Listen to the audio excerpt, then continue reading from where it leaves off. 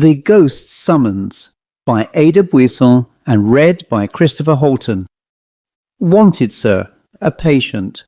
It was in the early days of my professional career, when patients were scarce and fees scarcer, and though I was in the act of sitting down to my chop, and had promised myself a glass of steaming punch afterwards in honour of the Christmas season, I hurried instantly into my surgery. I entered briskly, but no sooner did I catch sight of the figure standing leaning against the counter than I started back with a strange feeling of horror which for the life of me I could not comprehend. Never shall I forget the ghastliness of that face, the white horror stamped upon every feature, the agony which seemed to sink the very eyes beneath the contracted brows. It was awful to me to behold, accustomed as I was to scenes of terror. "You seek advice," I began with some hesitation. "No, I am not ill. You require then—" "Hush," he interrupted, approaching more nearly, and dropping his already low murmur to a mere whisper. "I believe you are not rich. Would you be willing to earn £1,000? £1,000! His words seemed to burn my very ears. "I should be thankful if I could do so honestly," I replied with dignity. "What is the service required of me?" A peculiar look of intense horror passed over the white face before me, but the blue-black lips answered firmly, "To attend a deathbed." £1,000 to attend a deathbed! Where am I to go then? Whose is it? Mine. The voice in which this was said sounded so hollow and distant that involuntarily I shrank back. "Yours? What nonsense! You are not a dying man. You are pale, but you appear perfectly healthy. You—" "Hush," he interrupted. "I know all this. You cannot be more convinced of my physical health than I am myself. Yet I know that before the clock tolls the first hour after midnight, I shall be a dead man. But—" He shuddered slightly, but stretching out his hand commandingly, motioned me to be silent. "I am but too well informed of what I affirm," he said quietly. "I have received a mysterious summons from the dead. No mortal aid can avail me. I am as doomed as the wretch on whom the judge has passed sentence. I do not come either to seek your advice or to argue the matter with you, but simply to buy your services. I offer you £1,000 to pass the night in my chamber and witness the scene which takes place.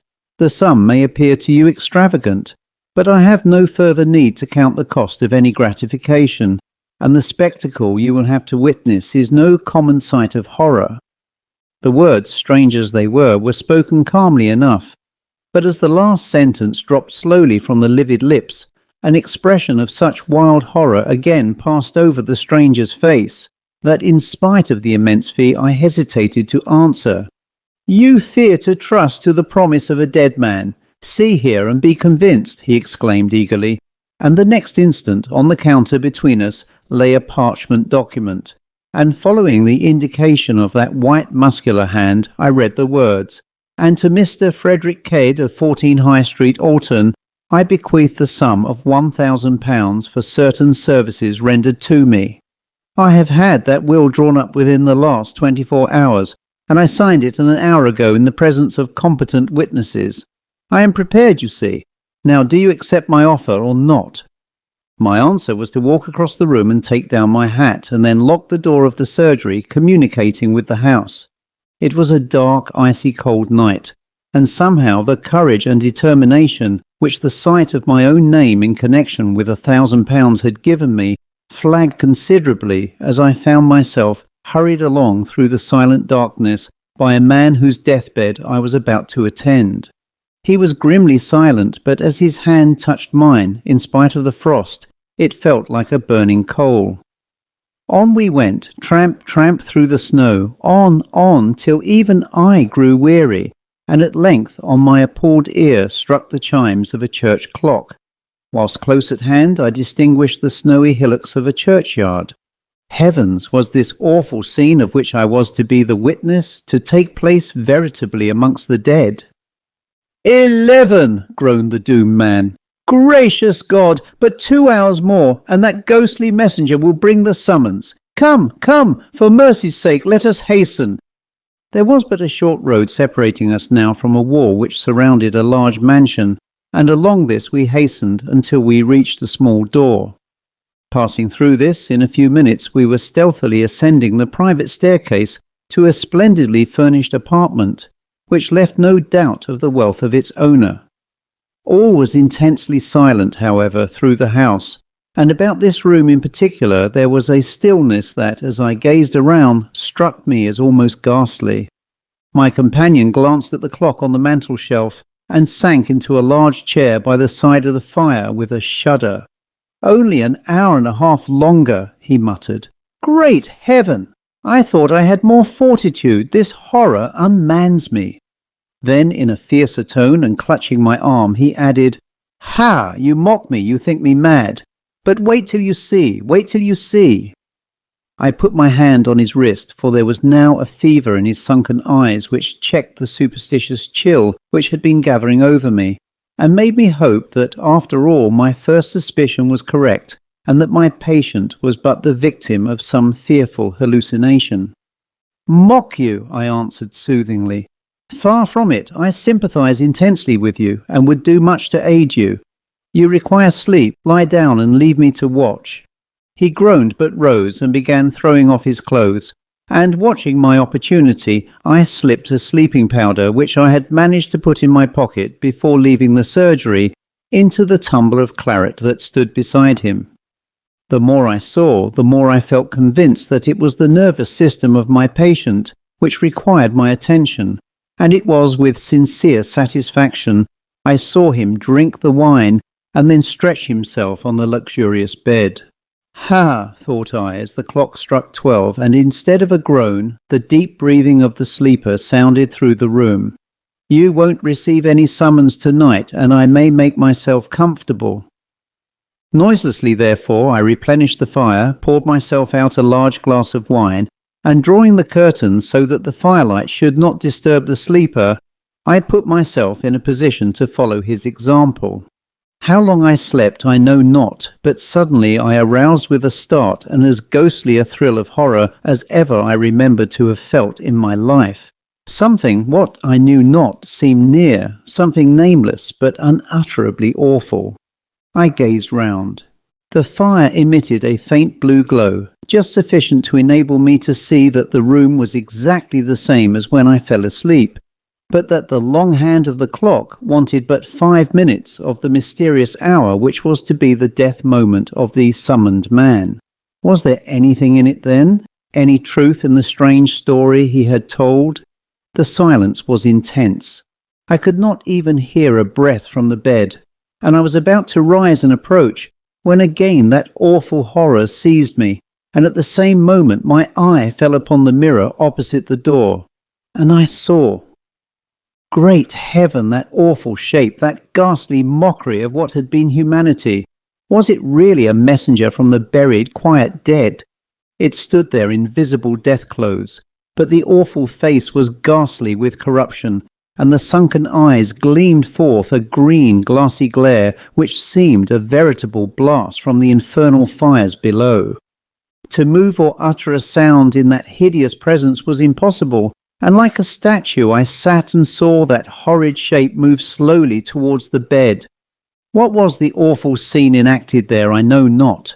I heard nothing except a low, stifled, agonized groan, and I saw the shadow of that ghastly messenger bending over the bed.